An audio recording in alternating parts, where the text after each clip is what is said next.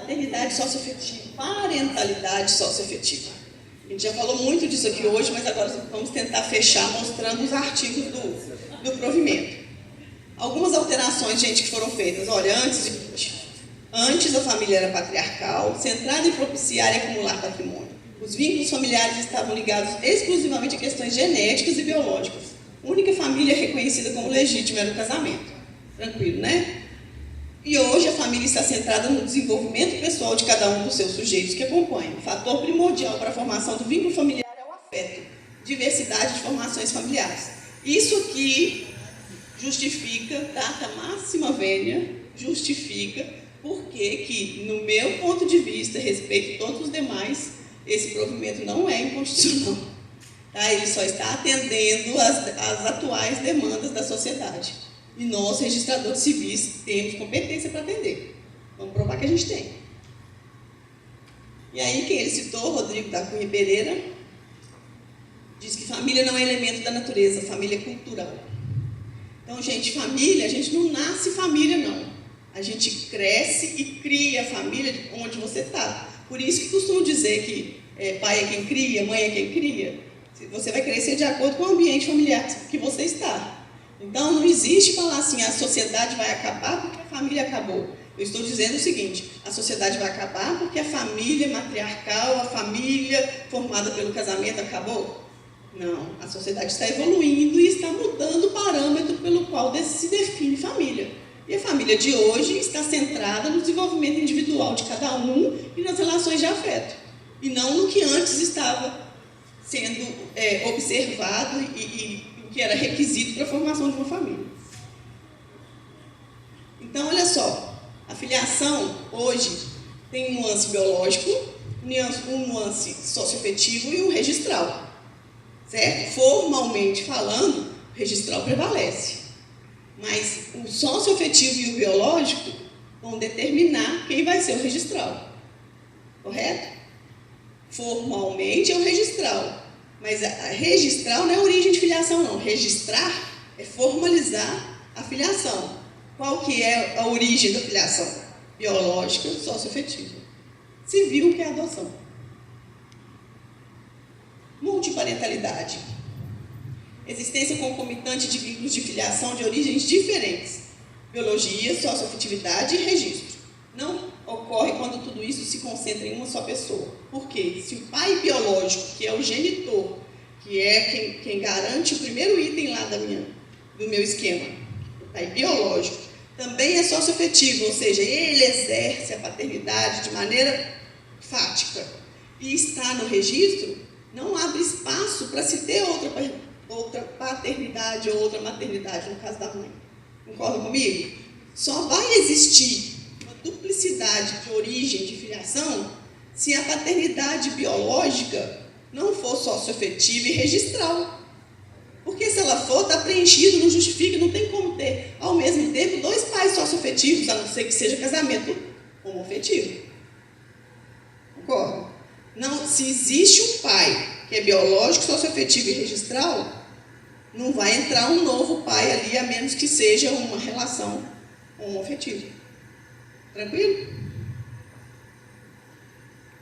E por isso, reconhecimento da parentalidade socioafetiva, que é o que a gente está vivendo agora. De qualquer idade será autorizado perante os oficiais de registro civil. De qualquer idade, por quê, gente? Por que eu vou discriminar? Só existe paternidade socioafetiva se for maior de 2 anos, de 3 anos, de 20 anos? Não podemos saber. Pode inclusive acontecer de existir a paternidade socioafetiva de uma criança que acabou de nascer. Eu acredito que isso só possa ser judicialmente. Nós aí não temos argumentos e instrumentos para poder provar a existência. E nem pode ser declarado. Mas o juiz pode pedir diligências no sentido de comprovar que durante a gestação houve a formação de um vínculo de parentesco. Igual acontece com o pai biológico que mora junto com a mãe que está no período de gestação. Tá? Então, existe essa possibilidade? Existe. Então, não podemos falar de forma absoluta que tem que ter um tempo para a socioafetividade, não. Ela pode ser até no momento do nascimento, guardadas alguns critérios. Então, não tem tempo, não tem idade, pode ser maior, pode ser menor, tá? reconhecimento voluntário da paternidade ou maternidade será irrevogável. Por quê? Porque se fosse revogável, não estaria atendendo o princípio constitucional de igualdade entre as filiações, entre as pessoas, pela origem da filiação. Tá? Se a paternidade e maternidade biológica não é irrevogável, se o pai biológico registrou e não pode revogar, o pai socioafetivo registrou não pode revogar, porque senão estaria dando tratamento discriminatório. Tá? Salvo, como todo ato jurídico, fraude, má-fé. Poderão requerer o reconhecimento da paternidade ou maternidade socioafetiva de filhos maiores de 18 anos de idade, independentemente do estado civil. Aqui é diferente da biológica, hein, gente? Cuidado. Provimento 16, paternidade biológica, maior de 16 anos pode reconhecer paternidade biológica. Socioafetivos são maior de 18, tá? Não poderão reconhecer a paternidade ou maternidade socioafetiva os irmãos entre si, nem os ascendentes. Eu vi essa pergunta aqui hoje. Irmãos não podem, ascendentes também não. Pretenso pai ou mãe será pelo menos 16 anos mais velho que o filho a ser reconhecido. Aqui é uma questão de exercer o poder familiar. Imagina se a diferença de idade é muito pequena e enquanto está menor o filho, o pai também é menor. Aliás, nem poderia, né? O pai tem que ser maior. Né? Não tem que ter uma certa ascendência para poder fazer o papel de pai e filho. O reconhecimento da paternidade ou maternidade socioafetiva será processado perante o oficial de registro civil, ainda que diverso daquele que foi lavrado o assento. Ou seja, meu registro é lá em Recife. Eu vou no cartório aqui do Dr. Jaime e vou pedir para ele, Dr. Jaime, o meu pai socioafetivo, eu quero que inclua no meu registro. Vem cá, pai, vem cá, fulano, ciclano, junta todo mundo, faça no cartório dele e ele vai encaminhar para o cartório do Recife para verbar. Tá? Então, independente do cartório. Mediante a exibição de documento oficial de identificação com foto do requerente e da certidão de nascimento do filho, ambos em original e cópia, sem constar do traslado menção origem da filiação. Igual a adoção, não é? Não pode mencionar origem da filiação. Aqui está pedindo o documento de identidade só do requerente. Quem que é o requerente? É o pai socioafetivo. Mas é conveniente que a gente tenha documento de identidade de todos os envolvidos. Tá? Do filho, da mãe, quando ela for prestar anuência, nós vamos ver os casos, né? Eventualmente dos pais biológicos. Sempre, todos os envolvidos ali no requerimento é conveniente ter documento de identidade. Aí é só por precaução. O registrador deverá proceder à minuciosa verificação da identidade do requerente e de todos os demais, né? Mediante coleta em termo próprio por escrito particular, conforme o modelo constante no anexo. Sua qualificação e assinatura convém, tudo que a gente for qualificar fora de registro, convém atender o provimento 61 sempre, tá? Não custa, já deixando os nossos modelinhos, todos os dados do provimento 61. Além de proceder à rigorosa conferência dos documentos pessoais. O registrador, ao conferir o original, manterá em arquivo cópia do documento de identificação do requerente juntamente com o termo assinado. É isso aqui que eu falei com vocês, que algumas leis e normas falam isso, para a gente juntar a cópia do documento. Aqui no documento de identidade, claro que ia ser a cópia. Mas se fosse uma certidão, né, um outro documento que pudesse juntar o original, aqui está de forma clara falando que pode ser a cópia que a gente mesmo retire. Constarão do termo, além dos dados do requerente, os dados do campo filiação. O que são os dados do campo filiação? O nome dos pais registrais, que já estão ali. Pai e mãe, ou pai ou mãe, ou pais ou mães. Né? Devendo o registrador colher a assinatura do pai e da mãe do reconhecido, caso esse seja menor. Aqui está tendo outra controvérsia, que também deve ser esclarecida de forma... Aliás, devem pedir a alteração disso aqui. Porque ninguém está concordando que o filho maior possa ser reconhecido sem a anuência do pai e mãe biológicos. Então, pai e mãe biológicos teriam que reconhecer. Bom, como que a gente faz com o provimento 16? Se a pessoa que está sendo registrada e reconhecida no provimento 16 é maior, vocês vão pedir que a mãe compareça para prestar anuência? O provimento 16 fala que não, que isso é só para o filho menor. Por quê? Que aqui eu vou dar tratamento diferenciado. E aqui o provimento já é expresso dizendo que isso aqui é necessário só para o menor. Aí eu acho que já é desnecessário, excesso de segurança. Por que eu tenho que ter anuência dos pais biológicos? Ah, porque implica em situações sucessórias, em impacto financeiro. Gente, que impacto financeiro maior do que eu ter um filho biológico? Eu peço autorização para o meu pai e para minha mãe para ter um filho biológico. Que impacto financeiro maior do que eu ir lá e reconhecer um filho biológico e arrumar filho para os meus ascendentes? Eu estou dando o herdeiro necessário para eles, não estou? Eu estou escolhendo o herdeiro necessário para mim. Eu tenho que pedir autorização para os meus demais filhos para eu ter mais um? Eu estou interferindo diretamente no direito sucessório dos meus demais filhos. Eu não tenho que pedir autorização para eles. Então, por que eu tenho que pedir autorização dos meus pais biológicos para mudar a minha filiação?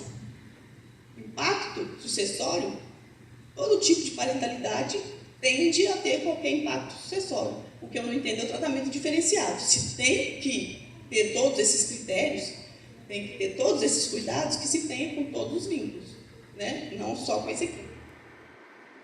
Se o filho for maior de 12 anos, o reconhecimento da paternidade e maternidade exigirá seu consentimento. Gente, por favor, não confunda. Nós sabemos, pela regra de assistência e representação, que menores de 16 anos, absolutamente incapazes, são representados. Maiores de 16 anos até 18 são assistidos. Né? Acima de 18, plenamente capazes.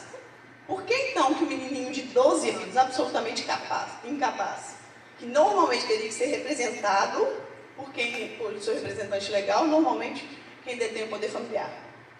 Por quê? Gente, aqui, né, regra de assistência e representação, regra de capacidade que está determinada aqui não. Sabe o que é aqui? Porque a criança deixa de ser criança e passa a ser adolescente com 12 anos. O que o CNJ fez aqui foi o que ele fez na regra da adoção, lá atrás, através de estudo multidisciplinar, quando ele estabeleceu que o adolescente, que a pessoa humana vira adolescente aos 12 anos, e não foi à toa, porque disse que a partir dos 12 passa a ter discernimento para poder saber diferenciar determinadas coisas do seu meio de convívio. Então, o que o CNJ quis dizer aqui? O adolescente que acabou de ser formado, né, que acabou de virar adolescente, ele precisa consentir com essa situação toda. Espera aí, estão me dando um pai e uma mãe. Eu tenho que ir lá e falar se realmente eu convivi e tem uma relação de afeto ali. Aí eu nem sei o que é isso, sabe? Você sabe com quem que você mora, você sabe quem que você chama de mãe, você sabe quem te leva na escola, te leva no médico, você sabe? Não sabe? De 12 anos. O que o CNJ quis dizer aqui é que o de 12 anos tem que ir perante o registrador, porque todos os envolvidos têm que ir, e falar assim, realmente, o que esse cara está falando aqui é verdade, eu moro com ele, ele me leva na escola, ele assina o contrato. Ele não está fazendo nenhum ato jurídico, não. Por que tem a assinatura dele no documento? É precaução do registrador. Ele está dizendo, olha, tanto que o menor teve aqui, que ele assinou aqui, ó, a assinatura dele é válida, pode invalidar aquele ato? Não, mas ele prova que o menininho foi lá e falou que e compareceu e falou que realmente vive uma situação de afeto com o requerente.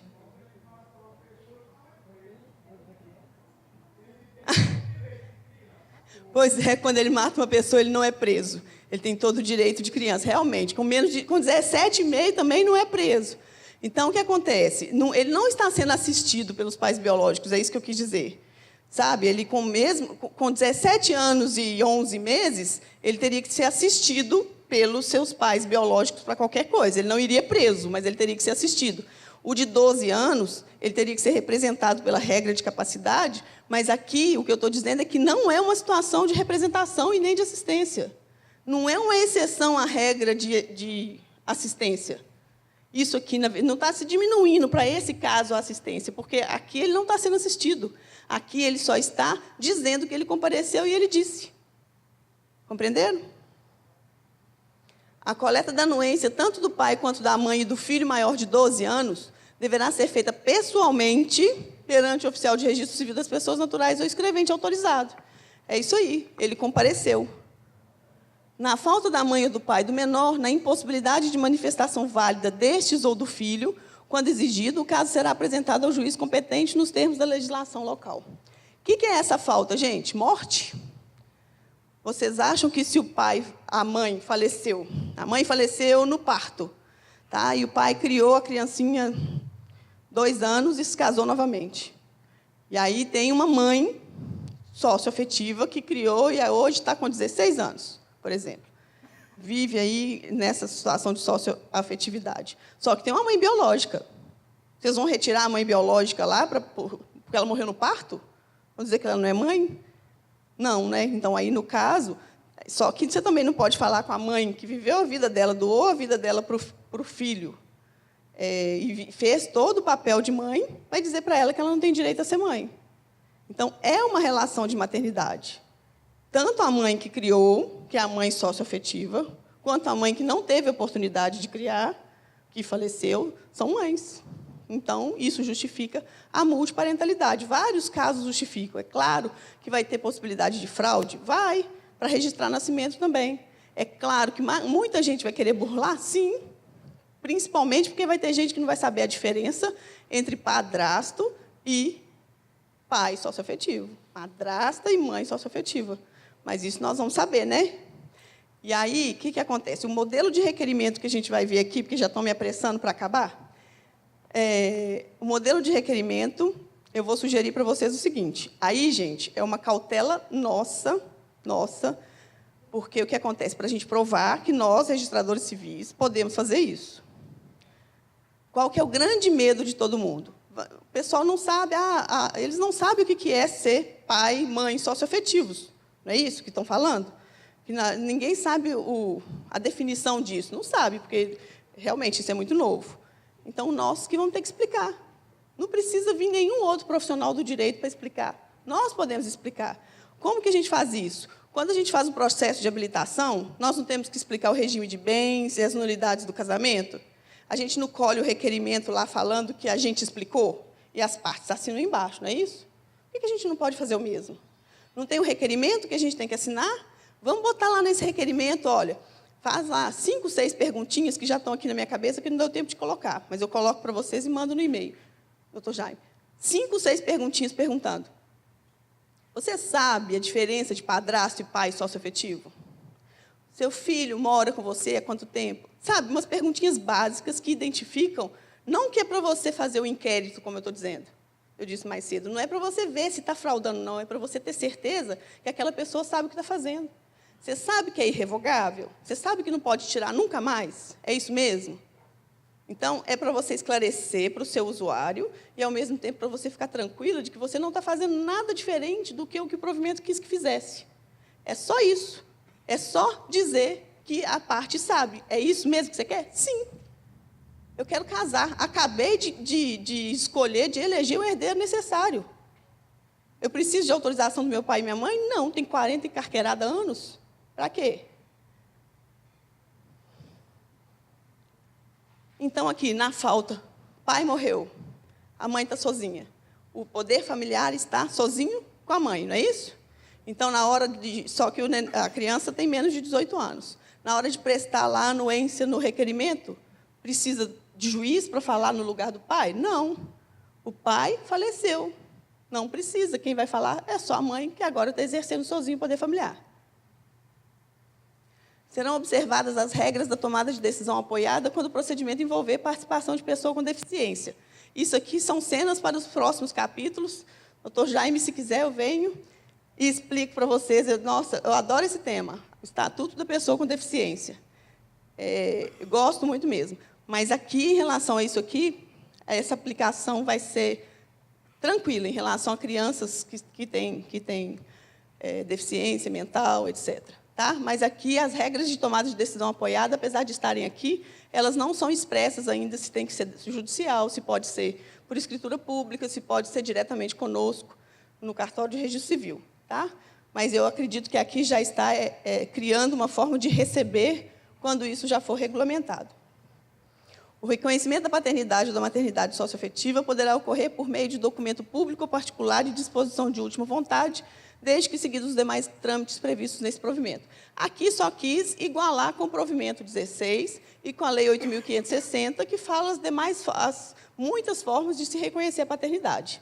Né?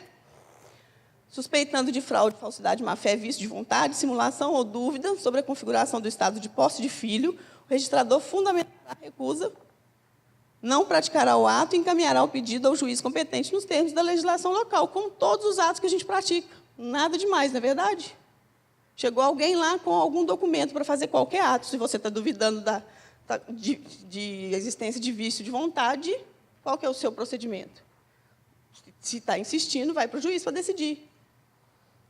A discussão judicial sobre o reconhecimento da paternidade ou de procedimento de adoção obstará o reconhecimento da filiação pela sistemática estabelecida nesse provimento, única e exclusivamente para impedir que quem já está na justiça há muitos anos, e é muita gente, brigando pelo reconhecimento de paternidade, biológica ou não, adoção, não tente pelas vias administrativas. Já que está discutindo lá, deve ter motivo para ter tantos anos que está lá, que fique lá.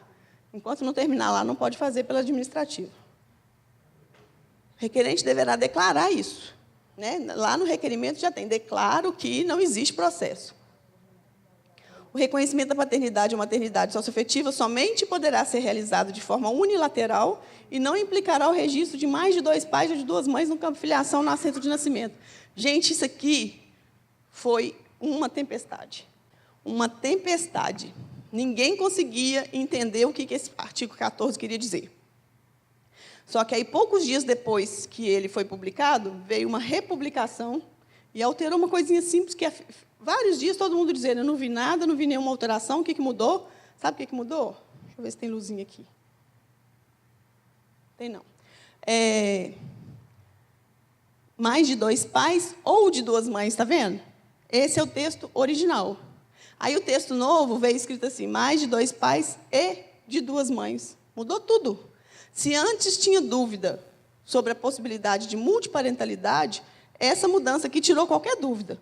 Por quê? Vejam só. Primeiro, tem que ser unilateral. O que significa unilateral? Do lado dos pais, de um lado e de outro da paternidade. Né? Se são 2 pais, do lado de cada um dos pais, são 2 mães, do lado de cada uma delas, ou pai e mãe. Não é isso? Unilateral, de cada lado. Não poderá ter mais do que 2 pais e 2 mães. Então, se eu já tenho um reconhecimento homoafetivo, são 2 mulheres, eu não posso ter um reconhecimento de maternidade socioafetiva, porque vai implicar em mais do que 2 mães. Aí vai ter que ser pela via judicial, se existir essa paternidade, esse parentesco. Tá? Da mesma forma, quando for homoafetivo masculino. Agora, se tem casal de pais, biológicos ou não, né? Pode ser adotivo, pode ser de outra forma. Casal de pais. Se eu posso ter até 2 pais, até 2 mães, eu posso acrescentar mais um pai e mais uma mãe, não posso? Só que ali está falando que é unilateral. Então, a interpretação que a Arpem Brasil deu naquela nota, dizendo que foi o que foi dito lá na reunião com o CNJ, é que esse unilateral aqui quer dizer que não posso fazer, no único momento, a inclusão dos 2, do casal, um pai e uma mãe. Eu tenho que fazer um, depois eu tenho que fazer o outro. Em princípio, eu fiquei assim, gente, mas isso não está me convencendo, não. Por quê? Só fazer 2 processos? Isso vai... Por que eu ia proibir de fazer no mesmo processo, se está fazendo junto? A minha impressão é de que isso aqui era para evitar burla na adoção. Porque se eu quero se é um casal de pais socioafetivos, em princípio, pensa-se que é alguém que está criando e que não adotou, não formalizou. Aí vão tentar paternidade socioafetiva dos 2, pai e mãe. Mas aí existe uma possibilidade. Vamos tentar aqui um exemplo. O único exemplo que eu consegui entender aqui, de acordo com a nota da Arpem, é o seguinte. Pai e mãe biológicos divorciaram, 2 menininhas pequenininhas, filhas gêmeas. Quando foram 10, 12 anos depois, cada um dos pais se casaram novamente. E eles tinham a guarda compartilhada das 2 meninas. Então, o que acontece? Cada um já exercia o direito de guarda. Isso significa que o convívio, tanto da madrasta quanto do padrasto, podem se transformar em maternidade e paternidade socioafetiva, concordam? Se isso acontecer, é a única maneira que eu consegui enxergar ali de se ter que fazer separado, um e outro. Eu não posso incluir ambos no mesmo procedimento. Não é um casal, eu incluo um, e, inclusive, depois que eu incluir um, esse um incluído também vai ter que anuir, caso o filho seja menor. Aí, os 3 vão anuir com a entrada do 4º. E aí eu teria o máximo aqui, que seriam 2 pais e 2 mães. Tranquilo? Não, né? Mas, olha, o que a gente precisa saber, nunca fazer 2 pais e 2 mães, 2 pessoas juntas. Cada reconhecimento de uma pessoa separada, sempre 2 pais e 2 mães, no máximo, no campo de filiação. Se vai ter entrada de outro, vai para o juiz. Procura um advogado e aí vai ter... E por que vai para o juiz, gente? Não é porque a gente não vai saber caracterizar, não. É porque nós vamos ter que aí estabelecer, afirmar que existe o convívio com 2 famílias diferentes, 2 pais diferentes. Porque como que eu posso ter 2 pais socioafetivos de uma vez? Biológico só pode 1. Né? E 2 socioafetivos. Como que vai ser isso, para configurar 3 pais? A menos que sejam um casal de pais biológicos socioafetivos e morreram. Aí um criou, mas esses casos mais específicos têm que ir para a esfera judicial para provar. Então, por isso, essa restrição aqui. O reconhecimento espontâneo da paternidade ou maternidade socioafetiva não obstacularizar a discussão judicial sobre a verdade biológica. Essa verdade biológica aqui, gente, muito cuidado. O colega doutor Marcos, advogado, doutor Marcos, que estava aqui. Doutor Marcos, isso. Doutor Marcos estava falando da questão da verdade biológica, de ser direito de todo mundo conhecer a verdade biológica, sim. E o Estatuto da Criança e do Adolescente fala do direito pleno de conhecer a verdade biológica. Só que conhecer a verdade biológica, nós vimos até nesse provimento mesmo, não significa necessariamente que o parente biológico vá ser parente registral. Eu tenho 50 anos, descobri que eu fui o primeiro bebê de proveta, se é que já existia isso na época que eu nasci. E aí descobri que o meu pai foi doador anônimo na época, e meu pai que me criou não é meu pai de verdade. Eu tenho direito de tentar descobrir quem que é o meu genitor. Mas daí a pegar esse genitor e falar, agora você vai ser incluído aqui no meu registro, para ser meu pai, deixar de ser só meu genitor, e passar a ser o meu pai, ter direito aos meus bens e eu aos seus, e aí ter obrigações alimentares, etc., aí é outra história. Aí o pai, a genética não pode determinar que se mude o registro quando não há vínculo de parentesco, porque não há.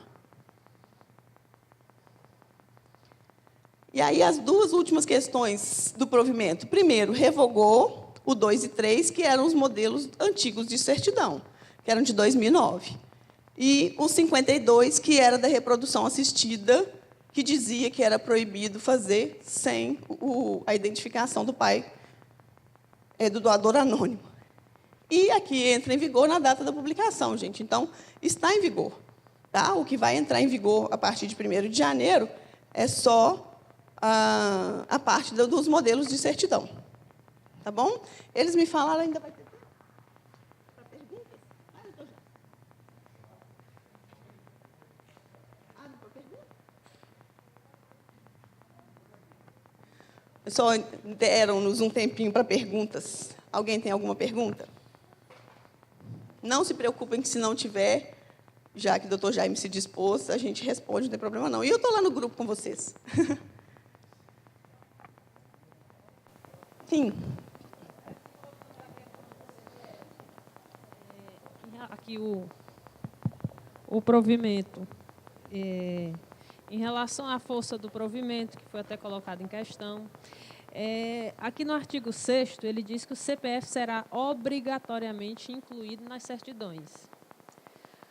O seu parágrafo 1º, ele diz que, se o sistema estiver indisponível, tal, o oficial devendo o oficial. Uhum.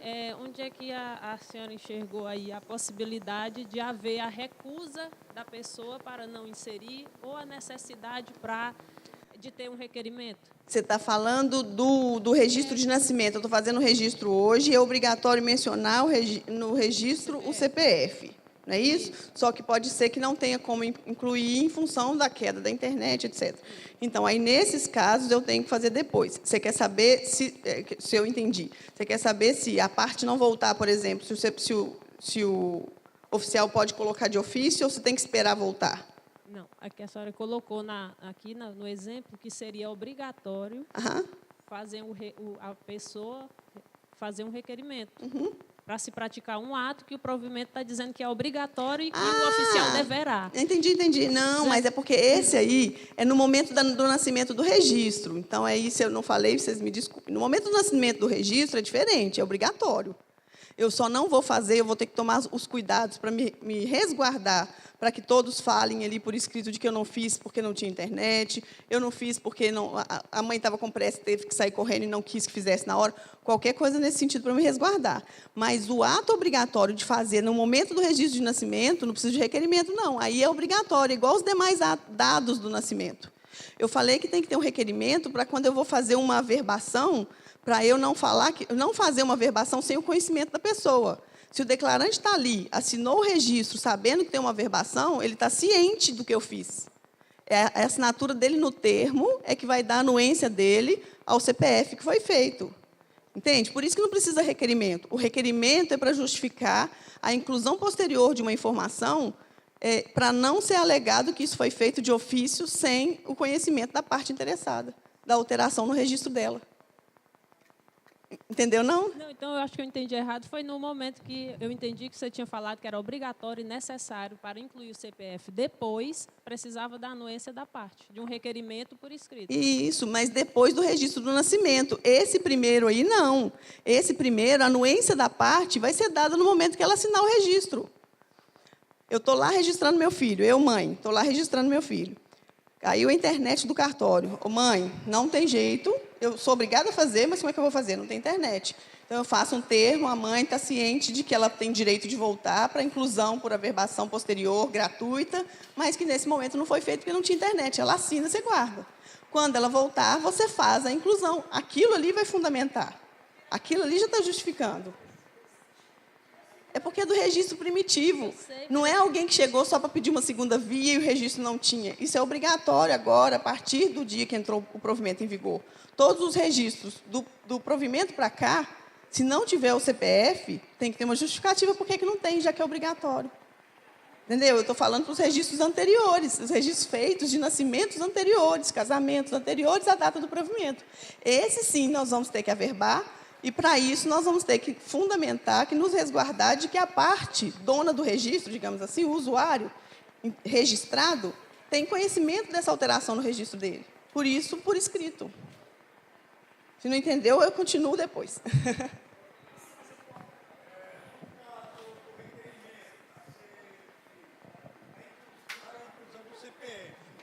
Pode ser por procuração pública? Inclusão do CPF pode ser por procuração pública. Eu já esqueci seu nome, como é que é? Desculpa. Dagoberto.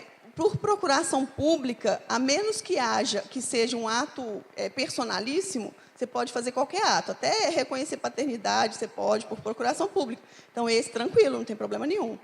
Tá? E eu não acredito que... Pode, inclusive, por procuração particular, com firma reconhecida, sem nenhum problema. Não tem exigência para que seja pública.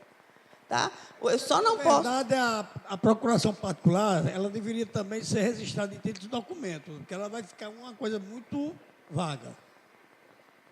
Não, mas olha só, a lei fala o seguinte, que eu tenho que praticar pessoalmente só os atos personalíssimos. Esse não é um ato personalíssimo dos elencados na lei. E eu só posso exigir instrumento público para os atos em que a lei exige instrumento público. E aí, então, isso significa que todo o resto pode ser por instrumento particular. Não existe uma exigência, isso não é ato personalíssimo, não existe exigência de que tenha que ser por instrumento público, pode ser por particular. Como é que nós vamos falar que não? Ainda mais por reconhecimento de firma. Um outro caso eu achei interessante, aí foi hoje pela manhã, falando sobre os avós, para não discriminar avós paternos e maternos. Uhum. Mas existe no nosso interior muita família com o mesmo nome de apelido de família. Está entendendo? Apelido de família. Vamos dizer, Francisco Ferreira Lima. Existe uma outra família, Francisco Ferreira Lima. São dois avós, um paterno e um materno. Como ficaria para discriminar? Tá. O senhor Dagoberto, olha, o que acontece? Essa foi uma dúvida que nós tivemos. Logo, quando começaram a discutir os modelos de certidão de 2009, falou, puxa vida, mas se não discriminar quem que é avô paterno, quem é avô materno, já que não é obrigatório o filho ter o sobrenome do pai, já que existe a possibilidade de ficar mudando de sobrenome, como que nós vamos saber exatamente quem são os avós paternos e maternos? A conclusão que se chegou, doutora Dagoberta, é que não é necessário saber, porque a forma de provar a filiação, está lá no Código Civil, é a certidão de nascimento. Avós só tem na certidão de nascimento. Se é a certidão de nascimento que prova a filiação, eu tenho que provar quem são os meus pais. Então, está lá no campo de filiação da minha certidão. Se eu quero provar quem são meus avós, eu tenho que pegar a certidão de nascimento dos meus pais. Lá vai ter o nome da filiação deles. Você entende? Eu não tenho que provar quem são meus avós. Eu tenho que provar quem são os pais dos meus pais. Porque a filiação tem que ser provada com certidão de nascimento. Entendeu? Então, ou seja, eu não tenho que saber durante multiparentalidade, 8 avós. Eu não tenho que saber daquele rol gigante ali, quem que é avô paterno, materno, quem que é de quem. Porque não importa, são todos avós. E se eu preciso, por exemplo, saber, em função de direito sucessório, por exemplo, vou fazer um testamento, ou a legítima mesmo, que eu tenho que jogar como é que fala? Destinar metade para cada lado, né, dos ascendentes. Se eu vou precisar provar isso, eu não posso provar com a minha certidão de nascimento, eu que sou a filha. Eu tenho que provar com a certidão de nascimento do meu pai, para saber quem é o pai dele, para saber quem é o pai da minha mãe. Entende? É o documento de nascimento é que vai provar a filiação, e assim vai, porque senão eu teria problema com meus bisavós também. E nem precisa mencionar na certidão de nascimento. Então, eu não preciso dessa informação para fins sucessórios na minha certidão de nascimento. Eu provo esses documentos na linha sucessória com o documento de nascimento de cada um dos meus ascendentes. Tranquilo? Eraque, cartório de Tarema. Deixa eu só lhe perguntar uma coisa. No artigo 6º, parágrafo 2º, sobre a questão do CPF e os outros documentos. Pergunto eu. O demais documento, eu pelo menos fiquei em dúvida, ao chegar no cartório. Dia 2 de janeiro, ao chegar no cartório. O cartório não tem condição de verificar a questão do título de eleitor, o RG e etc. Aí. Como é que é seu nome mesmo? Eraque. Eraque. Não vou falar. Mas então, colega, é o seguinte. O que a gente está tentando ver, e eu vou ver o que eles decidiram lá politicamente, o pessoal da ARPEM São Paulo, ARPEM Brasil, com o CNJ, vamos ver se esse seminário de sábado, né, que vem, vai ser mais esclarecedor, é que esses convênios sejam acelerados, ou que seja esclarecido, ou que coloque expressamente no provimento que a gente possa fazer pela análise pura e simples do documento. Então, se o CNJ falar assim, pode tirar aquela questão ali que é sobre consulta, né, sobre confirmação. Se tirar aquilo e falar que a gente pode pegar o título de eleitor e mencionar o título lá, a gente faz pelo próprio documento, que vai facilitar. Agora, enquanto isso, dia 2 de janeiro, que é o que você me perguntou, se não fizer nada, nós vamos tentar ter resposta dia 15. Se não fizer nada, a gente vai ter que oficiar o CNJ e falar, a gente está impossibilitado de fazer. Sim, mas aí é o seguinte, o provimento entra em vigor... O provimento já entrou. Já entrou em vigor. Uhum. Pronto, então quer dizer que se eu for amanhã no cartório, segunda-feira... Você já vai ter problema. Pronto. Se eu for lá no seu cartório e pedir para você colocar no meu registro, sim, já é um problema. Sim, aí o oficial de cartório vai fazer o quê? Pois é. Aí mas se está dúvida? Se está dúvida, seria uma boa saída, até que se resolva isso. Sim, mas aí o provimento está em vigor. Sim, mas olha só... O provimento está em vigor. Se o provimento está em vigor, é uma lei para ser cumprida. Eu não posso ser prejudicado pelo que foi pelo cartório, não. Porque aí o cartório está querendo me prejudicar nesse caso. Concordo, mas olha só, mas o CNJ não pensou nisso quando fez, não deu um momento de transição para a gente fazer. É uma situação impossível, a gente não pode causar insegurança jurídica e colocar qualquer documento, só porque já tem a norma em vigor, só que ela está determinando que a gente faça uma confirmação. Se a gente fizer sem essa confirmação, a gente está comprando para nós um problema que tem que ser deles para esclarecer. Temos, então, que fazer pressão nas entidades federais, já que os documentos, a maioria deles são documentos nacionais, né, de órgãos nacionais. Vamos pressionar para poder pedir que esclareça ou que faça um convênio. Ou suscita dúvida para o juiz. Ou suscita dúvida para o seu diretor do foro. E aí, quem sabe, o seu diretor, suscitando dúvida, você pode pedir para ele, olha... está acontecendo isso, estamos pendentes de confirmação, estamos aguardando que o CNJ resolva isso de forma direta, e até lá, o que o senhor me orienta a fazer?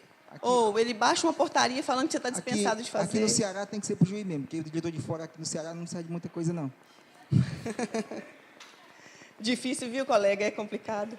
Mas, você entendeu? A vontade que dá é de ter todas as respostas, mas, infelizmente, tem coisa que a gente fica no meio do caminho. Boa tarde, né? Boa tarde. Sou Socorro. Tá? Uma pergunta. No caso, pai socioafetivo, que isso aconteceu lá no cartório, eles chegaram a cogitar essa história, né? E os avós foram lá, do pai socioafetivo, que não foi concretizado, né? E disse, eu não quero que coloque o meu nome. Não, peraí, eu não entendi isso. Os avós do pai socioafetivo que queria fazer, certo? Falou assim, eu não quero que coloque o meu nome no nome desse menino. Ah, entendi. Olha, aí ela vai ter que... Gente, todo mundo ouviu o que ela perguntou? Eu sou a mãe que criou, mãe de criação de um casalzinho de filhos pequenininhos. Eu sei que eu sou mãe, eu sou maior, eu tenho todos os critérios, atendi todos os critérios que o provimento determinou. Os filhos têm menos de 12 anos, então nem se cogita só autorização dos pais registrais, né? E os avós, eles são consequência. Quando você vai registrar um filho biológico, os avós não podem chegar e falar assim, não bota meu nome aí, não. Você entendeu? Eles não podem fazer essa arguição. Tem que colocar, a menos que eles consigam um alvará do juiz falando, eu não quero que coloque. Sabe? Mas isso não vai trazer efeito jurídico nenhum. Eles vão ser. No caso, a separação do pai, né, desse sócio afetivo, e aí quem vai assumir a responsabilidade se ele não assumir são os avós, que não tem nada a ver com essa criança. Sim, gente, aí ela está falando, olha, mas e no caso da responsabilidade avoenga, né? Porque isso aí, infelizmente, ou felizmente, não sei, é porque a relação de avós, em substituição aos pais, elas não dependem de aquiescência, dependem das atitudes dos filhos. Então, se o filho é pai biológico, eu não vou... Isso, não. Pois é, mas na situação de pai e mãe biológicos, os avós não têm que interferir, são obrigados a contribuir, a pagar, dar alimentos, dar pensão, etc. No sócio-afetivo, é a mesma coisa. Os avós não têm que... Eles podem entrar na justiça e falar assim, o meu filho era deficiente, isso aí, esse ato é nulo porque ele não tinha condição emocional de assumir essa paternidade. Podem. Ou então podem falar, ele mentiu, não existia isso aí não, ele acabou de conhecer essa criança e queria adotar era difícil, ele reconheceu, eles podem. Agora, falar que numa relação que já foi constituída, e o vínculo é constituído pelo afeto, e quem assume é ele que assumiu, o filho. Assumiu a paternidade, os avós não podem requerer absolutamente nada, no máximo um alvará para não constar no registro, o que não, mais uma vez, o que não implica em isenção dos deveres e obrigações de avós. Ok? Triste, né? Mas fica mais fácil, gente, quando a gente leva para o lado, compara com os biológicos. Tenta pensar assim, olha, o motivo da origem é diferente. O biológico é fácil, todo mundo né, natural. Agora, o sócio-afetivo tem uma série de critérios para ser constituído. Constituído, não tem que ter nenhuma diferença. Todos os direitos, obrigações, reflexos, efeitos, tudo é idêntico. Entende? A dificuldade é só para chegar até o reconhecimento. Chegou o reconhecimento, dali para frente, é tudo igual. Só tem uma diferença.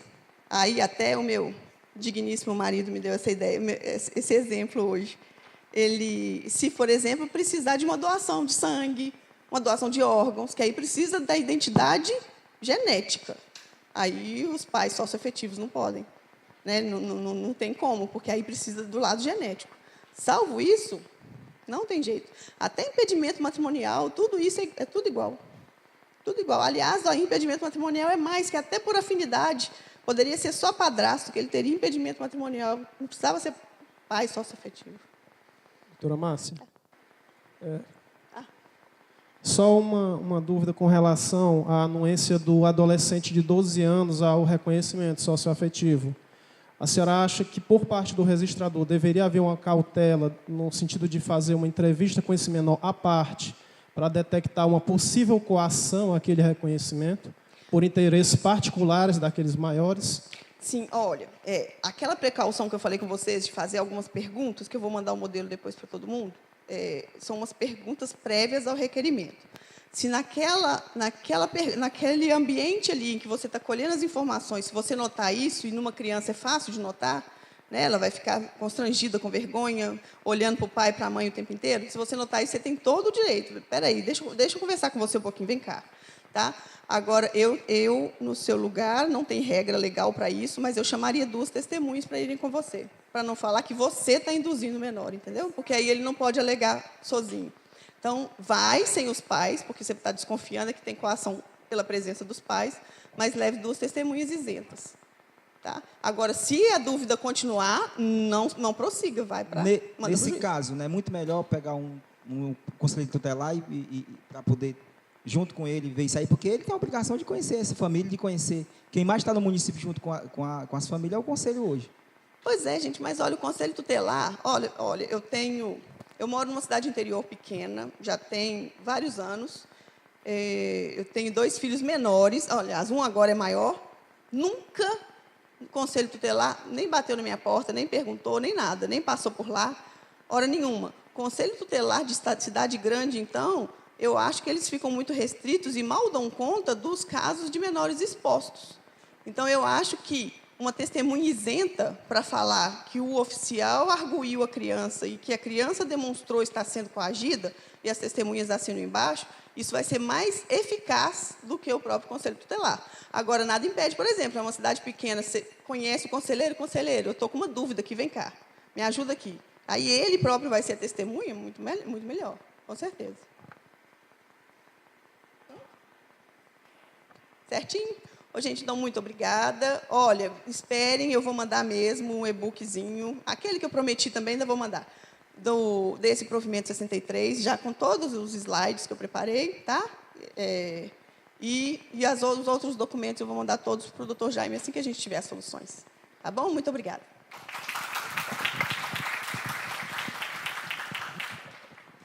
Bem, antes de encerrar, eu queria dar 2 avisos.